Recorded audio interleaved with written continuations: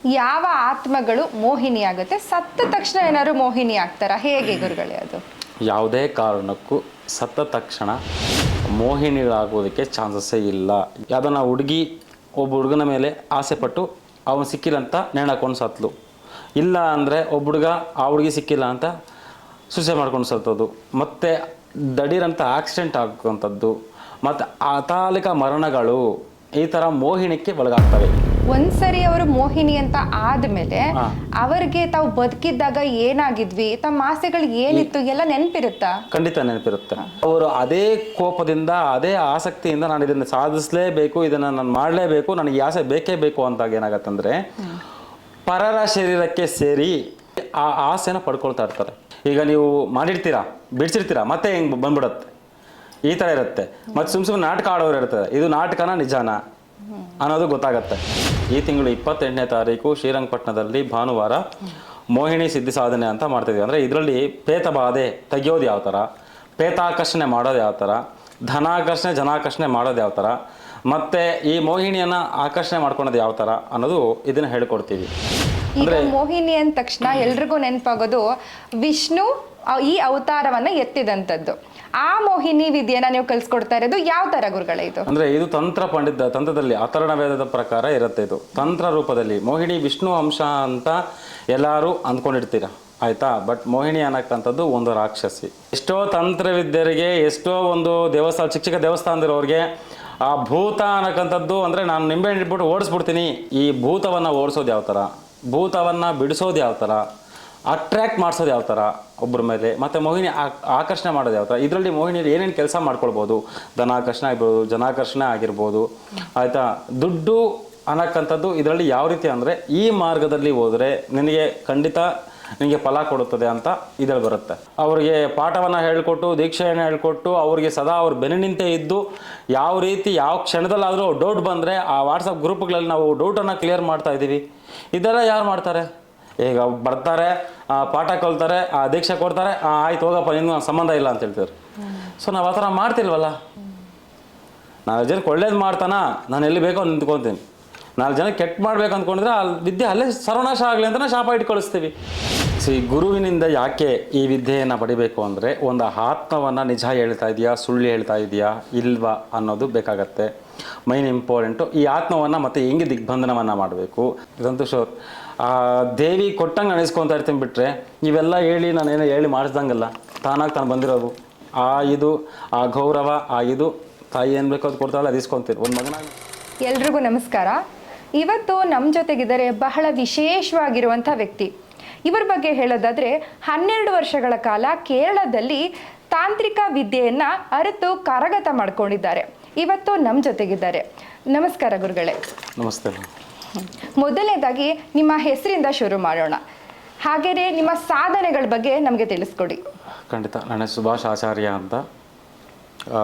ಸಾಧನೆ ಅನ್ನಕ್ಕಂಥದ್ದು ಎಲ್ಲ ಥರ ತಂತ್ರವಿದ್ಯೆಯನ್ನು ಕಲಿತು ಫಸ್ಟ್ ನಾನು ಒಂದು ಗುರುವಿನ ಹತ್ರ ಶಿಷ್ಯನಾಗಿ ಸೇರಿ ಕಲಿತು ಎಷ್ಟು ಜನಕ್ಕೆ ಒಳ್ಳೇದು ಮಾಡಿದ್ದೀವಿ ಒಳ್ಳೇದು ಮಾಡ್ತಾನೇ ಇದ್ದೀವಿ. ಇನ್ನಷ್ಟು ಒಳ್ಳೇದು ಮಾಡಬೇಕು ಅಂತ ಅದಕ್ಕೆ ಪ್ರತಿ ತಿಂಗಳು ಒಂದೊಂದು ಕ್ಲಾಸನ್ನು ಮಾಡಿಕೊಂಡು ಯಾರು ಈ ತಂತ್ರದಲ್ಲಿ ಆಸಕ್ತಿ ಇರ್ತಾರೋ, ಯಾರು ಈ ತಂತ್ರದಲ್ಲಿ ಅನುಭವನ ಪಡಿಬೇಕು ಅಂದ್ಕೊತಾರೋ, ಯಾರು ಈ ತಂತ್ರವಿದ್ಯೆಯನ್ನು ಇನ್ನಷ್ಟು ಕಲಿಬೇಕು, ಜನರಿಗೆ ಒಳ್ಳೇದು ಮಾಡಬೇಕು ಅಂದ್ಕೊಂಡಿದ್ರು ಅಂಥ ಜನಗಳಿಗೆ ನಾವು ಪ್ರತಿ ತಿಂಗಳು ಒಂದೊಂದು ಕ್ಲಾಸನ್ನು ಮಾಡ್ತಾನೇ ಇದ್ದೀವಿ, ಇನ್ನೂ ಮಾಡ್ತಾನೇ ಇದ್ದೀವಿ. ಈಗ ತಾಂತ್ರಿಕರು ಅಂತಂದರೆ ಯಾರಾದರೂ ಒಬ್ಬ ಭಕ್ತಾದಿಗಳು ಇನ್ನೊಬ್ರು ಬಂದಾಗ ಅವರಷ್ಟೇ ಪರಿಹಾರ ಮಾಡಿಕೊಡ್ತಾರೆ. ಆದರೆ ನೀವು ಮಾಡ್ತಾ ಇರುವಂಥದ್ದು ಯಾರೆಲ್ಲ ತಂತ್ರವಿದ್ಯೆಯಲ್ಲಿ ಆಸಕ್ತಿ ಇದೆ ಅಂಥವ್ರಿಗೆ ಕಲಿಸುವಂಥ ಕೆಲಸವನ್ನು ಮಾಡ್ತಿದ್ದೀರಾ. ಯಾಕೆ ಹಾಗೆ? ಖಂಡಿತ. ಯಾಕೆ ಅಂದರೆ ಆದಷ್ಟು ಜನರು ಮೋಸ ಹೋಗೋಕ್ಕಿಂತ ತಮ್ಮ ವಿದ್ಯೆನ ತಾವು ಕಲ್ತ್ಕೊಂಡು, ನಾನು ಪ್ರತಿ ವಿಡಿಯೋಲ್ಲೇ ಹೇಳ್ತಾ ಇರ್ತೀನಿ, ಪ್ರತಿ ಒಂದು ಯಾಕೆ ಮಾಡಬಾರ್ದು, ಯಾಕೆ ಇವ್ರು ಕಲಿಬಾರ್ದು. ಈಗ ನಾನು ಇನ್ನೊಬ್ಬರು ಮನೆಗೆ ಹೋಗಿ ಅವ್ರ ಮನೆಯಲ್ಲಿ ಕಳ್ತನ ಮಾಡಿರಿ, ಇಲ್ಲ ವಾಮಾಚಾರ ಮಾಡಿ ಅಂತ ನಾನು ಹೇಳ್ತಿಲ್ವಲ್ಲ. ಸೊ ನಿಮ್ಮ ಮನೆಗೆ ನೀವು ಕಲ್ತ್ಕೊಳ್ಳಿ, ನೀವಾಗಿ ನೀವು ಪರಿಹಾರ ಮಾಡ್ಕೊಳ್ಳಿ, ಇನ್ನೊಬ್ಬರು ನಂಬೋದು ಯಾಕೆ ಅಂತ ನಾನು ಹೇಳ್ತಾ ಇದ್ದೀನಿ. ಅದರಲ್ಲಿ ಕೆಲವರು ಕಲ್ತಿರೋರು ಬಂದು ಕನ್ಸಲ್ಟೇಷನ್ಗೆ ಬರ್ತಾರೆ, ಇಲ್ಲ ಅಂದಾಗ ಕಲಿಯೋಕ್ಕೂ ಬರ್ತಿದ್ದಾರೆ. ಸೊ ನಾನು ಯಾಕೆ ಅಂದರೆ ಒಂದೊಂದು ಕೆಲಸದಲ್ಲಿ ಒಂದೊಂದು ಕೆಲಸಗಳು ಆಗೋದಿಲ್ಲ. ನಾನು ಅದು ಓಪನ್ ಆಗಿ ಹೇಳ್ತೀನಿ. ಕೆಲವೊಂದು ವಿದ್ಯೆಯಲ್ಲಿ ಕೆಲವೊಂದು ತಂತ್ರವನ್ನು ಮಾಡಿದಾಗ ಕೆಲವೊಂದು ಕೆಲಸಗಳು ಆಗೋದಿಲ್ಲ. ಅದಕ್ಕೆ ಏನು ಪರಿಹಾರ ಮಾಡ್ಬೋದು? ಯಾಕಂದರೆ ಎಲ್ಲರೂ ಕಲ್ತಿರ್ತಾರೆ, ಅಷ್ಟೋ ಇಷ್ಟೋ ಗೊತ್ತಿರುತ್ತೆ. ಅದನ್ನು ಸಂಪೂರ್ಣ ವಿದ್ಯೆ ಕೊಡೋದು ಯಾವ ಥರ, ಸಂಪೂರ್ಣವಾಗಿ ಅವಕಾಶವನ್ನು ಮಾಡಿಕೊಡೋದು ಯಾವ ಥರ. ಎಲ್ಲರೂ ಏನಾಗುತ್ತೆ, ನಾನು ಕಲ್ತಿರೋದು ನಾನು ಯಾರು ಕಲಿಸೋರಿಲ್ಲ, ನಾನು ಯಾರು ಕಲಿಸೋ ಥರ ಅನುಕೂಲವಾಗಿ ಮಾಡಿಕೊಟ್ಟಿಲ್ಲ ಅಂತ ಬೇಜಾನ್ ಜನ ಕೊರಗ್ತಾ ಇರ್ತಾರೆ. ಆ ಕೊರಗೋದು ನಿಲ್ಲಿಸೋದಕ್ಕೆ ನಾನು ಈ ತಂತ್ರವಿದ್ಯೆನ ಕ್ಲಾಸಸ್ಸನ್ನು ಹೇಳ್ಕೊಡ್ತಾ ಇದ್ದೀನಿ. ಇನ್ನೊಬ್ಬರ ಮೇಲೆ ಮಾಟ ಮಂತ್ರ ಮಾಡಿ ಅಂತ ನಾನು ಯಾವತ್ತೂ ಹೇಳಲ್ಲ. ಯಾವ ಕಷ್ಟಗಳಿರ್ತಾರೋ ಅವ್ರು ಪರಿಹಾರ ಮಾಡಿಕೊಡಿ, ಅವ್ರಿಗೆ ಅವರು ಸಹಾಯವನ್ನು ಮಾಡಿಕೊಡಿ. ನಿಮ್ಮ ಕುಟುಂಬಕ್ಕೆ ನೀವು ಒಪ್ಪಾಣಿಗೆಯನ್ನು ಮಾಡಿಕೊಂಡು ನಿಮ್ಮ ಕುಟುಂಬಕ್ಕೆ ನೀವು ಒಳ್ಳೆಯದನ್ನು ಮಾಡ್ಕೊಳ್ಳಿ ಅಂತ ನಾನು ಪ್ರತಿ ತಿಂಗಳು ಕ್ಲಾಸನ್ನು ಮಾಡ್ತಾಯಿದ್ದೀವಿ. ಲಾಸ್ಟ್ ಮಂತಲ್ಲಿ ನಾವು ಪಂಚಕಾಳಿ ದೀಕ್ಷೆಯನ್ನು ಕೊಟ್ವಿ, ಮಾಡ್ತಾ ಇದ್ದಾರೆ. ಅದೇ ಈ ತಿಂಗಳು 28ನೇ ತಾರೀಕು ಸೇಮ್ ಅದೇ ಪ್ಲೇಸಲ್ಲೇ ಶ್ರೀರಂಗಪಟ್ಟಣದಲ್ಲಿ ಮೋಹಿನಿ ಸಿದ್ಧಿ ಸಾಧನೆ ಅಂತ ಪ್ರಾರಂಭ ಮಾಡ್ತಾಯಿದ್ದೀವಿ. ಈ ಮೋಹಿನಿ ಸಿದ್ಧಿ ಸಾಧನೆ ಅಂದರೆ ಎಲ್ಲರಿಗೂ ಇದು ಭೂತಕ್ಕೆ ಸಂಬಂಧಪಟ್ಟಿದ್ದು, ನಮ್ಮ ಕೈಲಾಗಲ್ಲ, ನಾವು ಸಂಬಂಧಪಟ್ಟಿಲ್ಲ. ಎಷ್ಟೋ ತಂತ್ರವಿದ್ಯರಿಗೆ, ಎಷ್ಟೋ ಒಂದು ದೇವಸ್ಥಾನ, ಚಿಕ್ಕ ಚಿಕ್ಕ ದೇವಸ್ಥಾನದಿರೋರಿಗೆ ಆ ಭೂತ ಅನ್ನೋಕ್ಕಂಥದ್ದು ಅಂದರೆ ನಾನು ನಿಂಬೆಹಣ್ಣು ಇಟ್ಬಿಟ್ಟು ಓಡಿಸ್ಬಿಡ್ತೀನಿ ಅನ್ನೋದು ಒಂದು ಪರಿಕಲ್ಪನೆ ಇರುತ್ತೆ. ಅದು ಹಂಗಲ್ಲ. ಮತ್ತು ಆ ಭೂತ ಅನ್ನೋಕ್ಕಂಥದ್ದು ಯಾವ ರೀತಿ ಅಟ್ರಾಕ್ಟ್ ಆಗುತ್ತೆ, ಯಾವ ರೀತಿ ಇನ್ನೊಬ್ಬರ ಮೇಲೆ ಬಿಡ್ಬೋದು, ಯಾವ ರೀತಿ ಇನ್ನೊಬ್ಬರನ್ನ ಕಾಪಾಡೋದು ಅಂತೆಲ್ಲ ನಾವು ವಿದ್ಯೆಯನ್ನು ಹೇಳ್ಕೊಡ್ತೀವಿ. ಗುರುಗಳು, ಇವಾಗ ಸಾಮಾನ್ಯವಾಗಿ ಏನು ಪ್ರಶ್ನೆ ಬರುತ್ತೆ ಅಂದರೆ, ನೀವು 12 ವರ್ಷಗಳ ಕಾಲ ವಿದ್ಯೆ ಕಲ್ತಿದ್ದೀರಾ, ನೀವು ದೀಕ್ಷೆ ಕೊಡುವಂಥದ್ದು ಕೇವಲ 1 ದಿನ ಮಾತ್ರ. 12 ವರ್ಷದ ವಿದ್ಯೆಯಲ್ಲಿ ಕೇವಲ 1 ದಿವಸದ ದೀಕ್ಷೆಯಲ್ಲಿ ಅಂದರೆ ನಾವು ಪಂಚಕಾಳಿ ನವಕಾಳಿ ಅಂತ ತಗೊತೀವಿ. ನವಕಾಳಿಯಲ್ಲಿ ದೀಕ್ಷೆ ಅನ್ನಕ್ಕಂಥದ್ದು ಬಂದು ಗುರುವಿಂದ ಅನುಕೂಲವಾಗಲಿ ಅನ್ನಕ್ಕಂಥದ್ದು. ನವಕಾಳಿಯಲ್ಲಿ ಶತ್ರುವಿನ ಪಳಗಿಸೋದು ಯಾವ ಥರ ಅಂತ, ಪಂಚಕಾಳಿಯಲ್ಲಿ ನಾವು ಬಂದು ಏನಿದು ಪ್ರೊಟೆಕ್ಷನ್, ಅವರ ಒಂದು ಇದಕ್ಕೆ ಪ್ರೊಟೆಕ್ಷನ್ ಕೊಡೋಕ್ಕಂಥದ್ದು ಪಂಚಕಾಳಿ. ಈ ಆ ಥರ ಗುರುದಲ್ಲಿ ಏನಂದರೆ ವಿದ್ಯೆಯನ್ನು ಕಲಿಬೇಕು ಅಂದರೆ ಕಲಿಸ್ತೀವಿ ಒಂದಿನಕ್ಕೆ. ಯಾಕಂದ್ರೆ ನಾನು ಒಂದೊಂದು ದಿನ ಒಂದೊಂದು ಪಾಠ ಕಲ್ತಿರೋನೆ. ನಮ್ಮ ಗುರುಗಳು ಅಷ್ಟೋ ದಿನ ನಂಗೆ ಒಂದೇ ಪಾಠ ಕಲಿಸಿಲ್ವಲ್ಲ, ನನಗೂ ಒಂದೊಂದು ದಿನವೇ ಒಂದೊಂದು ಪಾಠವನ್ನು ಕಲಿಸ್ತಾ ಇದ್ದೀನಿ. ಯಾರಿಗೆ ಆಸಕ್ತಿ ಇದ್ದಾರೋ ಅವ್ರು ಬರ್ತಿದ್ದಾರೆ, ಕಲ್ತ್ಕೊಂಡು ಹೋಗ್ತಿದ್ದಾರೆ. ಅದೇ ನಮಗೇನು ಇದಿಲ್ಲ, ರಿಸಲ್ಟು ಹಂಗೆ ಬರ್ತಾ ಇದೆ ಅಂತ ಹೇಳ್ತಿದ್ವಿ. ಈಗ ಲಾಸ್ಟ್ ಟೈಮ್ ಚೌಡಿ ಕಟ್ಟು ಹೇಳಿದ್ವಿ, ಅಷ್ಟು ಜನಕ್ಕೂ ಉಪಯೋಗ ಆಗಿದೆ, ಅನುಭವ ಆಗಿದೆ. ಚೌಡಿ ಕಟ್ಟಲ್ಲಿ ಯಾವ ಥರ ಹಿಡಿಬೇಕು ಅಂತ ಕೂಡ ಗೊತ್ತಿಲ್ಲ, ಆ ಥರ ಅನುಭವ ಆಗಿದೆ. ಪಂಚಕಾಳಿಯಲ್ಲಿ ಬಂದವ್ರಿಗೆಲ್ಲ ದೈವಾಕರ್ಷಣೆ ಆಗಿರೋದು ಎಷ್ಟೋ ಆಗಿದೆ. ಅದಕ್ಕೆ ಈ ಮೋಹಿನಿಯಲ್ಲಿ ಕೂಡ ನಾನು ಯಾಕೆ ದೊಡ್ಡ ತೊಗೊತಾ ಇದ್ದೀನಿ, ಚಿಕ್ಕ ಯಾವ ತೊಗೊತಾ ಇಲ್ಲ. ಯಾಕೆಂದರೆ ಇದರಿಂದ ಎಫೆಕ್ಟ್ ಆಗುತ್ತಾ ಬಿಡತ್ತಾ ಅನ್ನೋದು ನನಗೆ ಗೊತ್ತಿಲ್ಲ. ಬಟ್ ಎಫೆಕ್ಟ್ ಆಗದಿರಾ ಅಚ್ಚುಕಟ್ಟಾಗಿ ಪಾಠವನ್ನು ಕಲಿಸ್ತೀವಿ. ಇದೇ ರೀತಿ ಈ ತಿಂಗಳು 28ನೇ ತಾರೀಕು ಶ್ರೀರಂಗಪಟ್ಟಣದಲ್ಲಿ ಭಾನುವಾರ ಮೋಹಿನಿ ಸಿದ್ಧಿ ಸಾಧನೆ ಅಂತ ಮಾಡ್ತಿದ್ವಿ. ಅಂದರೆ ಇದರಲ್ಲಿ ಪೇತಬಾಧೆ ತೆಗಿಯೋದು ಯಾವ ಥರ, ಪೇತಾಕರ್ಷಣೆ ಮಾಡೋದು ಯಾವ ಥರ, ಧನಾಕರ್ಷಣೆ ಜನಾಕರ್ಷಣೆ ಮಾಡೋದು ಯಾವ ಥರ, ಮತ್ತು ಈ ಮೋಹಿನಿಯನ್ನು ಆಕರ್ಷಣೆ ಮಾಡ್ಕೊಳೋದು ಯಾವ ಥರ ಅನ್ನೋದು ಇದನ್ನು ಹೇಳ್ಕೊಡ್ತೀವಿ. ಈಗ ಮೋಹಿನಿ ಅಂದ ತಕ್ಷಣ ಎಲ್ರಿಗೂ ನೆನಪಾಗೋದು ವಿಷ್ಣು ಈ ಅವತಾರವನ್ನ ಎತ್ತಿದಂಥದ್ದು. ಆ ಮೋಹಿನಿ ವಿದ್ಯೆನ ನೀವು ಕಲಿಸ್ಕೊಡ್ತಾ ಇರೋದು ಯಾವ ತರ ಗುರುಗಳೇ ಇದು? ಅಂದ್ರೆ ಇದು ತಂತ್ರದಲ್ಲಿ ಅಥರ್ಣ ವೇದದ ಪ್ರಕಾರ ಇರುತ್ತೆ. ಇದು ತಂತ್ರ ರೂಪದಲ್ಲಿ ಮೋಹಿನಿ ವಿಷ್ಣು ಅಂಶ ಅಂತ ಎಲ್ಲರೂ ಅಂದ್ಕೊಂಡಿರ್ತೀರ, ಆಯ್ತಾ. ಬಟ್ ಮೋಹಿನಿ ಅನ್ನಕ್ಕಂಥದ್ದು ಒಂದು ರಾಕ್ಷಸಿ. ಅಂದ್ರೆ ವಿಷ್ಣುವಿನ ಒಂದು ತನ್ನ ಕೆಲಸಗಳು ಮಾಡಿಸ್ಬೇಕಾದಾಗ ಒಂದು ಮೋಹೆ ಅನ್ನಕ್ಕಂಥದ್ದು ಬಿಡ್ತಾರೆ. ಈ ಮೋಹಿನಿ ಮೋಹೆ ಅನ್ನಕ್ಕಂಥ ಎರಡೂ ಒಂದೇ. ಇದು ಯಾಗತ್ತಂದರೆ ಈ ಭೂತವನ್ನು ಓಡಿಸೋದು ಯಾವ ಥರ, ಭೂತವನ್ನು ಬಿಡಿಸೋದು ಯಾವ ಥರ, ಅಟ್ರ್ಯಾಕ್ಟ್ ಮಾಡಿಸೋದು ಯಾವ ಥರ ಒಬ್ಬರ ಮೇಲೆ, ಮತ್ತು ಮೋಹಿನಿ ಆಕರ್ಷಣೆ ಮಾಡೋದು ಯಾವ ಥರ. ಇದರಲ್ಲಿ ಮೋಹಿನಿಯಲ್ಲಿ ಏನೇನು ಕೆಲಸ ಮಾಡ್ಕೊಳ್ಬೋದು, ಧನಾಕರ್ಷಣೆ ಆಗಿರ್ಬೋದು, ಜನಾಕರ್ಷಣೆ ಆಗಿರ್ಬೋದು, ಆಯಿತಾ. ದುಡ್ಡು ಅನ್ನಕ್ಕಂಥದ್ದು ಇದರಲ್ಲಿ ಯಾವ ರೀತಿ ಅಂದರೆ ಈ ಮಾರ್ಗದಲ್ಲಿ ಹೋದರೆ ನಿನಗೆ ಖಂಡಿತ ನಿನಗೆ ಫಲ ಕೊಡುತ್ತದೆ ಅಂತ ಇದರಲ್ಲಿ ಬರುತ್ತೆ. ಈಗ ತಾನೇ ಹೇಳಿದ್ರಿ ಜನಾಕರ್ಷಣೆ ಹಾಗೂ ಧನಾಕರ್ಷಣೆ ಅಂತ. ಧನಕ್ಕೆ ಅಧಿಪತಿ ಲಕ್ಷ್ಮಿ ಅಥವಾ ಕುಬೇರ, ಇವರನ್ನ ಇಟ್ಕೊಂಡ್ತಾನೆ ನಾವು ಧನಾಕರ್ಷಣೆ ಮಾಡ್ಕೋಬೇಕು. ಯಾವ ರೀತಿ ಇದು ನೆಗೆಟಿವ್ ಎನರ್ಜಿನ ಇಟ್ಕೊಂಡು ಹೇಗೆ ಧನಾಕರ್ಷಣೆ ಜನಾಕರ್ಷಣೆ ಸಾಧ್ಯ ಗುರುಗಳೇ? ಖಂಡಿತ ಇಲ್ಲ. ಲಕ್ಷ್ಮಿ ಅನ್ನಕ್ಕಂಥದ್ದು ನಿಮ್ಗೆ ಗೊತ್ತಿರೋ ಪ್ರಕಾರ ನೀವು ನಾರ್ಮಲ್ ಟಿ ವಿಯಲ್ಲಿ ಅದು ಇದು ಹೇಳಿದ್ದು ನೀವು ಹೇಳ್ತಲ್ಲ. ದುಡ್ಡು ಲಕ್ಷ್ಮಿಗೆ ಹೋಲಿಸ್ತೀವಿ, ಬಂಗಾರಕ್ಕೆ ಲಕ್ಷ್ಮಿಗೆ ಹೋಲಿಸ್ತೀವಿ. ಇದು ನಿಮ್ಮ ಮೈಂಡಲ್ಲಿರೋದು.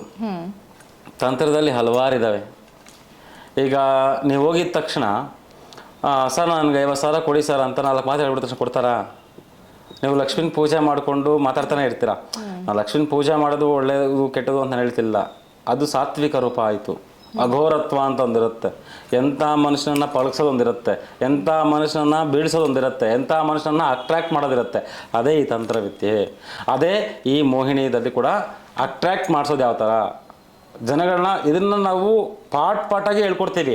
ಎಲ್ಲ ಒಂದೇ ಮಿಕ್ಸ್ ಆಗಿ ಹೇಳ್ಕೊಡಲ್ಲ. ಧನಾಕರ್ಷಣೆಗೆ ಹೆಂಗೆ ಮಾಡಬೇಕು, ಧನಾಕರ್ಷಣೆಗೆ ಯಾವ ಥರ ಮಾಡಬೇಕು, ಮತ್ತು ಈ ಪೇತ ಬಾಧೆಯನ್ನು ಯಾವ ರೀತಿ ನಿವಾರಣೆಯನ್ನು ಮಾಡಬೇಕು, ಪೇತ ಆಕರ್ಷಣೆ ಯಾವ ರೀತಿ ಮಾಡಬೇಕು ಅನ್ನೋದು ಎಷ್ಟೋ ಜನಗಳಿಗೆ, ಎಷ್ಟೋ ಚಿಕ್ಕ ಚಿಕ್ಕ ದೇವಸ್ಥಾನದಲ್ಲಿ ಕರ್ಕೊಂಡಿರೋ ಅರ್ಚಕರಿಗಾಗಿರ್ಬೋದು, ಪುರೋಹಿತರಾಗಿರ್ಬೋದು, ಇಲ್ಲ ಅಂದರೆ ಈ ತಂತ್ರವನ್ನು ಕಲಿತ ಆಸಕ್ತಿ ಉಳ್ಳವರಾಗಿರ್ಬೋದು, ನನಗೆ ವಿದ್ಯೆ ಯಾರು ಹೇಳ್ಕೊಡೋರಿಲ್ಲ ಅಂತ ಬಾಧೆ ಪಡೋ ಒಂದು ವ್ಯಕ್ತಿಗಳಿಗಾಗಿರ್ಬೋದು, ಖಂಡಿತ ನಾನಂತೂ ನೋಡಿ ಮನಸ್ಸಲ್ಲಿ ಅವ್ರ ಗುರುನ ಯಾರನ್ನ ಇಟ್ಕೊಂಡಿರ್ಬೋದು, ನನಗೆ ಸಂಬಂಧ ಇಲ್ಲ, ನನ್ನ ವಿದ್ಯೆ ಕೂಡ ನನ್ನ ಗುರು ಹೇಳ್ಕೊಳೋ ಅವಶ್ಯಕತೆ ಇಲ್ಲ, ಆ ವಿದ್ಯೆ ಸಂಪೂರ್ಣ ಕೊಟ್ಟರೆ ನಂಗೆ ಸಾಕು.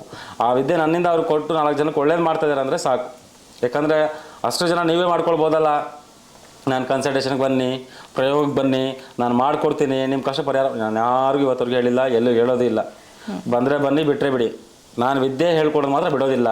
ನಾನು ವಿದ್ಯೆ ಅಂದರೆ ನಾನು ಅಷ್ಟೊಂದು ಹುಚ್ಚು ಪ್ರಾಣ ಅಂತಲೇ ಹೇಳ್ತೀನಿ. ಆ ವಿದ್ಯೆಗೋಸ್ಕರ 4 ಜನಕ್ಕೆ ಒಳ್ಳೇದು ಮಾಡಬೇಕು ಅನ್ನೋದಾದರೆ ವಿದ್ಯೆನ ಹೇಳ್ಕೊಡ್ತಾ ಇದ್ದೀವಿ. ಸೊ ಅದೇ ಪ್ರಕಾರ ಪ್ರತಿ ತಿಂಗಳು ಮಾಡ್ಕೊಂಡು ಹೋಗ್ತಾ ಇದ್ದೀವಿ. ಪ್ರತಿ ಕ್ಷಣದಲ್ಲೂ ಮತ್ತೆ ಈ ಮೋಹಿನಿಯಲ್ಲಿ ಕೂಡ ಅಟ್ರ್ಯಾಕ್ಟ್ ಮಾಡೋದೊಂದು ದೀಕ್ಷೆಯನ್ನು ಕೊಟ್ಟು ಕಳಿಸ್ತೀವಿ. ಅಂದರೆ ನಮ್ಮ ಗುರು ನಮಗೆ ಒಂದೊಂದು ಪಾಠ ಮಾಡುವಾಗ ಕೂಡ ನಮಗೆ ಒಂದೊಂದು ದೀಕ್ಷೆಯನ್ನು ಕೊಟ್ಟು ಕಳಿಸ್ತಾ ಇದ್ರು. ಅಂದರೆ ಈ ಸಿದ್ಧಿ ನಿನಗಾಗಲಿ ಅಂತ. ಅದೇ ರೀತಿ ಇಷ್ಟೆಲ್ಲ ಅನುಕೂಲ ಮಾಡಿ, ಇಷ್ಟೆಲ್ಲ ಅವರಿಗೆ ಪಾಠವನ್ನು ಹೇಳಿಕೊಟ್ಟು, ದೀಕ್ಷೆಯನ್ನು ಹೇಳಿಕೊಟ್ಟು, ಅವರಿಗೆ ಸದಾ ಅವ್ರು ಬೆನ್ನು ನಿಂತೇ ಇದ್ದು, ಯಾವ ರೀತಿ ಯಾವ ಕ್ಷಣದಲ್ಲಾದರೂ ಡೌಟ್ ಬಂದರೆ ಆ ವಾಟ್ಸಪ್ ಗ್ರೂಪ್ಗಳಲ್ಲಿ ನಾವು ಡೌಟನ್ನು ಕ್ಲಿಯರ್ ಮಾಡ್ತಾ ಇದ್ದೀವಿ. ಇದೆಲ್ಲ ಯಾರು ಮಾಡ್ತಾರೆ? ಈಗ ಬರ್ತಾರೆ, ಪಾಠ ಕಲ್ತಾರೆ, ದೀಕ್ಷೆ ಕೊಡ್ತಾರೆ, ಆಯ್ತು ಹೋಗಪ್ಪ, ಇನ್ನೂ ಸಂಬಂಧ ಇಲ್ಲ ಅಂತ ಹೇಳ್ತಾರೆ. ಸೊ ನಾವು ಆ ಥರ ಮಾಡ್ತಿಲ್ವಲ್ಲ. ನಾವು ಬರೋ ಪಾಠ ಹೇಳ್ಕೊಡ್ತೀವಿ ಅಂದ್ರೂ ಅದು ಅವ್ರ ಇಷ್ಟ, ನಾವಿನ್ನೇನು ಮಾಡೋಕ್ಕೂ ಆಗಲ್ಲ. ಪರ್ಫೆಕ್ಟಾಗಿ ಪಾಠ ಕಲಿಬೇಕು, ಮಾಡಬೇಕು ಅಂತಿದ್ದವ್ರು ಖಂಡಿತ ಬಂದೇ ಬರ್ತಾರೆ. ಯಾಕೆ ಅಂದರೆ ಅವ್ರಿಗೆ ಆಸಕ್ತಿ ಇದೆ. ಅದು ಈ ಮೋಹಿನಿ ಅಂದರೆ ಯಾರು, ಈ ಸಾಧನೆ ಅಂದರೆ ಎಂಥದ್ದು, ಅದರ ಬೆಲೆ ಏನು. ಈ ಕೆಲವ್ರು ಇರ್ತಾರೆ, ನೀವು ಅದನ್ನು ಮಾಡ್ತಾಯಿದ್ದೀರಾ, ಇದನ್ನು ಮಾಡ್ತಾಯಿಲ್ಲ, ಅಪ್ರೋಚ್ ಮಾಡೋರು ಇರ್ತಾ ಇರ್ತಾರೆ. ಸೊ ಅದ್ರ ಬಗ್ಗೆ ನಾನು ತಲೆನೇ ಕೆಡ್ಸ್ಕೊಳಲ್ಲ. ಹೂ ವಾಸನೆ ಗೊತ್ತಿಲ್ಲದವನಿಗೆ ಹೂ ಬೆಲೆ ಎಲ್ಲಿ ಗೊತ್ತಿರುತ್ತೆ? ಹೂ ಅಂದರೆ ಅವನಿಗೆ ಒಂದು ಹೆಣ್ಣು ಹಾಕೋ ಒಂದು ವಸ್ತು, ತಲೆಗೆ ಹಾಕೊಳ್ಳೋ ವಸ್ತು ಅಂತ ಅಂದ್ಕೊಳ್ತಾನೆ. ಅದೇ ಹೂವನ್ನ ದೇವ್ರಿಗೆ ಹಾಕ್ಬೋದು, ತಂದೆ ತಾಯಿಗಳಿಗೆ ಪಾದಪೂಜೆ ಮಾಡ್ಬೋದು, ಆಯಿತಾ, ಗುಲ್ಕನನ್ನು ಮಾಡ್ಬೋದು, ಆಯಿತಾ. ಈ ಹೂವಿಂದ ನಮಗೆ 100 ಕೆಲಸಗಳು ಬರುತ್ತೆ. ಸೊ ಇದು ತಿಳ್ಕೊಂಡಿರೋವನಿಗೆ ತಿಳಿದು ಮಾಷ್ಟು, ತಿಳಿದಿರೋ ಅವನಿಗೆ ಅದನ್ನು ಹೀಳಾಯಿಸ್ಕೊಂಡು ಅವನ ಜೀವನವೂ ಹಂಗೆ ಇರುತ್ತೆ.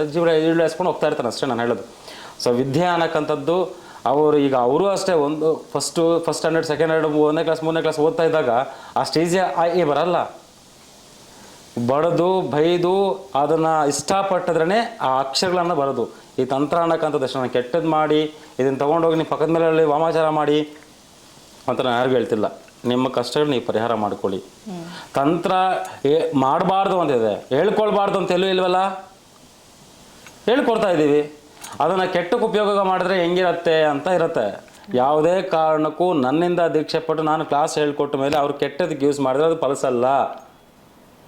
ಇವಾಗ ನೀವು ತಂತ್ರ ಮಂತ್ರ ಮಾಡಿದ್ರೆ ಬೇರೆಯವ್ರಿಗೆ ಕೆಟ್ಟದಾಗತ್ತೆ ಅಂತ ನೀವು ಎಷ್ಟು ಯೋಚನೆ ಮಾಡ್ತೀರೋ, ನಾನು ಅದರ 10ರಷ್ಟು ಯೋಚನೆ ಮಾಡಿರ್ತೀನಿ. ಒಬ್ಬ ಮನುಷ್ಯನು ಇನ್ನು ಯಾವನು ಬೇಕೋ ಈ ವಿದ್ಯೆ ಬಗ್ಗೆ ಸಾಧಿಸ್ಬೋದು. ಅದಕ್ಕೆ ಇದನ್ನು ಒಳ್ಳೆ ಕೆಲಸಕ್ಕೆ ಮಾಡಿದ್ರೆ ಮಾತ್ರ ಅದು ಫಲಿಸತ್ತೆ ಅಂತ ನಾವು ಆಶೀರ್ವಾದ ಮಾಡಿ ಕಳಿಸ್ತೀವಿ, ಗುರುದೀಕ್ಷೆಯನ್ನು ಕೊಟ್ಟು ಕಳಿಸ್ತೀವಿ. ಅವನು ಕೆಟ್ಟದಕ್ಕೆ ಉಪಯೋಗ ಮಾಡಿದ್ರೆ ಅದು ಎಲ್ಲಿ ಫಲ ಆಗುತ್ತೆ? ನಾವು ಶಾಪ ಕೊಟ್ಟು ಕಳಿಸಿರ್ತೀವಲ್ವ. 4 ಜನಕ್ಕೆ ಒಳ್ಳೇದು ಮಾಡ್ತಾನ, ನಾನು ಎಲ್ಲಿ ಬೇಕೋ ನಿಂತ್ಕೊತೀನಿ. 4 ಜನಕ್ಕೆ ಕೆಟ್ಟ ಮಾಡ್ಬೇಕು ಅಂದ್ಕೊಂಡಿದ್ರೆ ಆ ವಿದ್ಯೆ ಅಲ್ಲೇ ಸರ್ವನಾಶ ಆಗಲಿ ಅಂತ ಶಾಪ ಇಟ್ಟು ಕಳಿಸ್ತೀವಿ.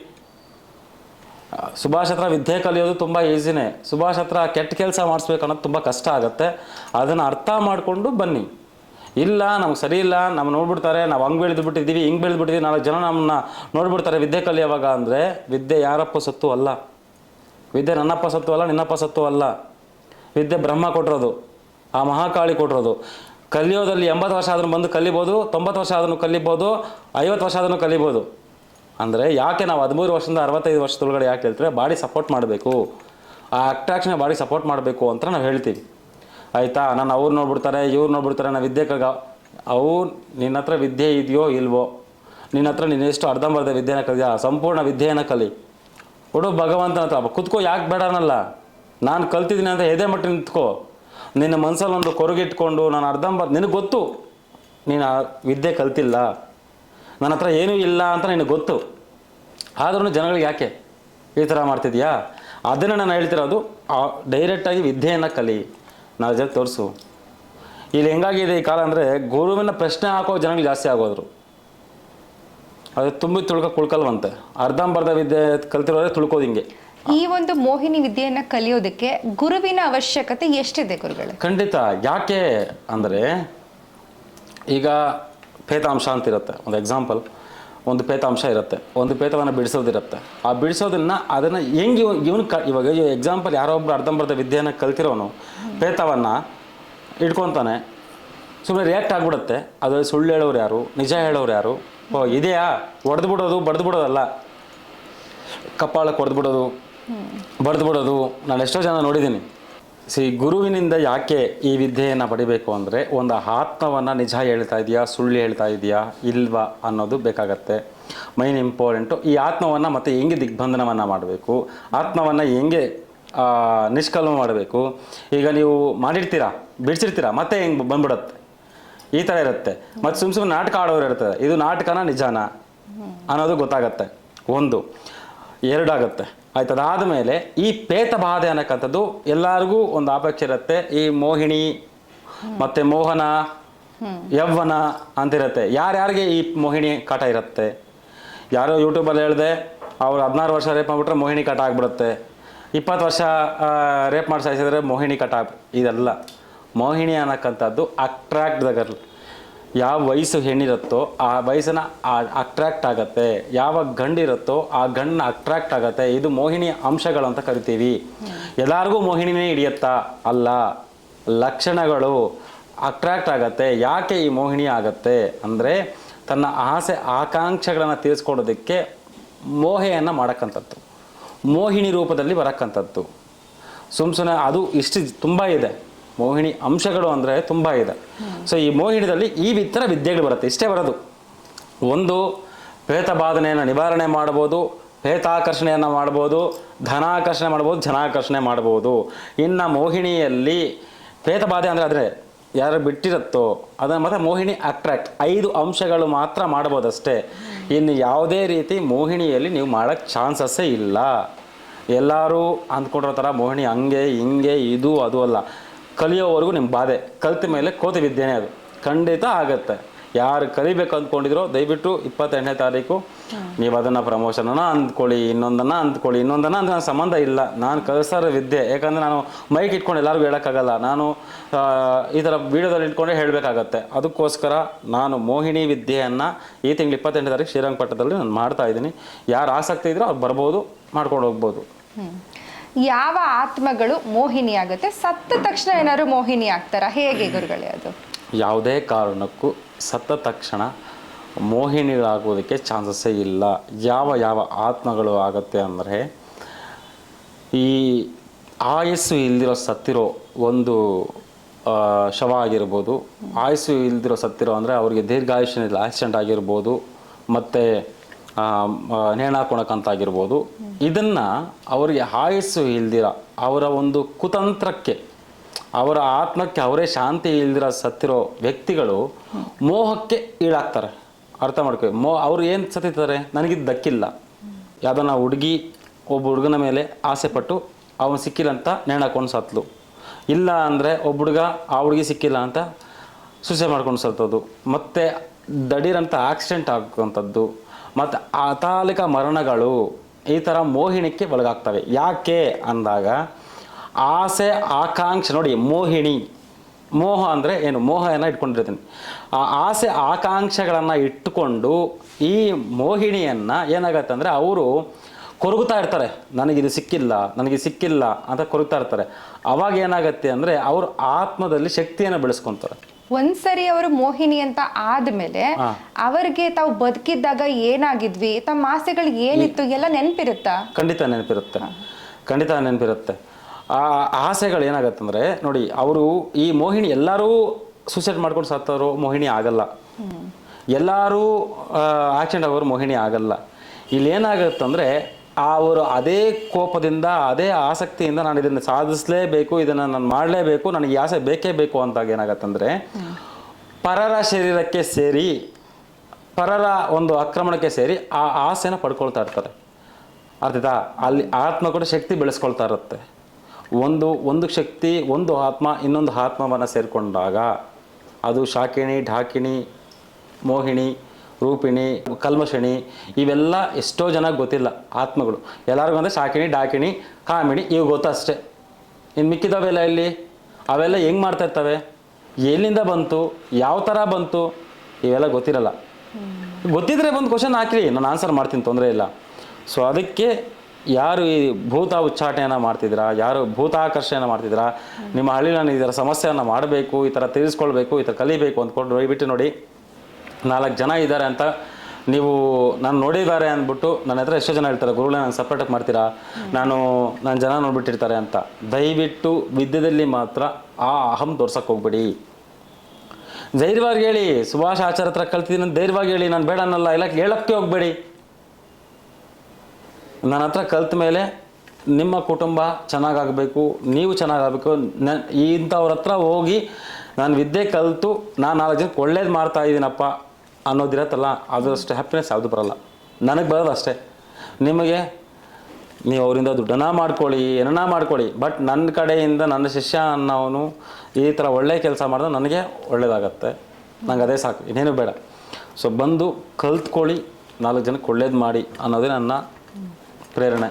ಓಕೆ, ಇವಾಗ ನಿಮ್ಮ ಹತ್ರ ವಿದ್ಯೆ ಕಲಿತ ನಂತರ ತಾವು ಒಂದು ಗುರುವಿನ ಸ್ಥಾನಕ್ಕೆ ಹೋಗಬಹುದಾ?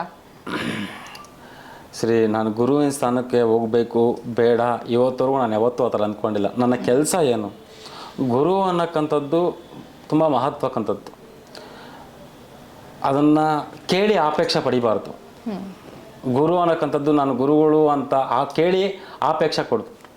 ಭಗವತಿ ಇಚ್ಛೆ ಅದು, ಆ ಕಾಳಿಕಾಂಬ ಇಚ್ಛೆ, ಎಲ್ಲಿ ಬೇಕೋ ಅಲ್ಲಿ ಕೊಡ್ತಾಳೆ, ಅಲ್ಲಿರ್ತೀನಿ, ಇದಂತೂ ಶೋರ್. ಆ ದೇವಿ ಕೊಟ್ಟಂಗೆ ಅನಿಸ್ಕೊತಾ ಇರ್ತೀನಿ. ಬಿಟ್ಟರೆ ಇವೆಲ್ಲ ಹೇಳಿ ನಾನೇನೋ ಹೇಳಿ ಮಾಡಿಸ್ದಂಗಲ್ಲ, ತಾನಾಗಿ ತಾನು ಬಂದಿರೋದು. ಆ ಗೌರವ, ಇದು ತಾಯಿ ಏನು ಬೇಕೋ ಅದು ಕೊಡ್ತಾಳೆ, ಅದು ಇಸ್ಕೊತೀನಿ. ಒಂದು ಮಗನಾಗಿ ನಾನು ಇಸ್ಕೊತೀನಿ. ಗುರು ಸ್ಥಾನ ಕೇಳಬೇಕು, ಅಧಿಕಾರ ಪಡಿಬೇಕು, ಇನ್ನೆಲ್ಲೋ ಸ್ಥಾನಕ್ಕೆ ಹೋಗಬೇಕು, ಇನ್ನೆಲ್ಲೋ ಬೆಳಿಬೇಕು, 4 ಜನ ತುಳಿಬೇಕು ಅಂದಿದ್ರೆ ನಾನು ಯಾಕೆ ವಿದ್ಯೆ ಇಸ್ಕೊಡ್ತಾ ಇದ್ದೆ? ಹೌದು. ಈಗ ನಾನು ಬನ್ನಿ ನನ್ನ ಹತ್ರ ಪರಿಹಾರ ಮಾಡ್ಕೊಳ್ಳಿ, ಬನ್ನಿ ಕನ್ಸಲ್ಟೇಷನ್ ಮಾಡ್ತೀನಿ, ಈ ಥರ ಮಾಡ್ತಿದ್ದಲ್ವಾ? ಇವಾಗ ಒಂದು ಎಕ್ಸಾಂಪಲ್ 4 ಜನ ಕಲ್ತ್ಬಿಟ್ರೆ ನನಗೆ ಅಲ್ಲಿ ಆಪೋಸಿಟ್ ಆಗೋದು. ಈಗ ಒಂದು ಎಕ್ಸಾಂಪಲ್, ನನ್ನ ಪಕ್ಕದ ಮನೆಯಲ್ಲಿ ಯಾರನ್ನ ಶಾಸ್ತ್ರ ಜ್ಯೋತಿಷಾಲೆ ಇಟ್ಕೊಂಡಿದ್ರು ಅವ್ರಿಗೂ ನಾನು ಕಲಿಸ್ತೀನಿ. ಆಯ್ತು, ನನ್ನ ಪಕ್ಕದಲ್ಲಿ ಇಟ್ಕೊಂಡಿದ್ರು ನಾನು ಕಲಿಸ್ತೀನಿ. ಯಾಕೆ ಅಂದರೆ ವಿದ್ಯೆ ಕಲಿಬೇಕು. ನನ್ನ ಕೆಲಸ ಏನು? ವಿದ್ಯೆ ಕಲಿಯೋದಷ್ಟೇ. ಗುರುನ ಕೂತ್ಕೊಬೇಕು, ಎಲ್ಲೆಲ್ಲೋ ಕೂತ್ಕೊಬೇಕು ಅಂತ ಆಸೆ ಇದ್ದಿದ್ರೆ ಇವತ್ತು ಗುರುನ ಕೂತ್ಕೊತಾ ಇಲ್ಲ, ಅದನ್ನ ಮೀರಿದ ಮೇಲೆ ಕೂತ್ಕೊತಾ ಇದ್ದೆ. ಜನರಲ್ಲೇ ನೋಡ್ತಾ ಇದ್ದಾಗೆ ಜಾತ್ರೆ ಮೆರವಣಿಗೆ ಆಗ್ತಾ ಇತ್ತು ಇಲ್ಲಿ. ಸೊ ನನಗೆ ಜನರ ಜಾತ್ರೆ ಮೆರವಣಿಗೆ ಮಾಡಿಸ್ಕೊಬೇಕು, ಇನ್ನೊಂದು ಮಾಡಿಸ್ಕೊಬೇಕು. ನಾನು ಸಿಂಪಲಾಗಿ ಹೇಳ್ತೀನಿ, ನನಗೆ ಅದೇ ಇಷ್ಟ. ಊರು ತುಂಬ ಹಾಕ್ಕೊಂಡು ಊರು ತುಂಬ ನಾನು ಮಾಡಿಕೊಂಡು ಅಯ್ಯೋ ಆ ಬಿಲ್ಡಪ್ ಕೊಡ್ಕೊಂಡು ನಂಗೆ ಅವಶ್ಯಕತೆ ಇಲ್ಲ. ನನಗೆ ಸಾಕು, ನನ್ನ ಶಿಷ್ಯಂದ್ರೆ ಪಾಠ ಹೇಳ್ಕೊಟ್ರೆ ನಂಗೆ ಅದು ಬಿಟ್ಟು ಇನ್ಯಾವುದ್ರೂ ನನಗೆ ಹ್ಯಾಪಿನೆಸ್ ಸಿಗೋದಿಲ್ಲ, ಅದು ಸಾಕು.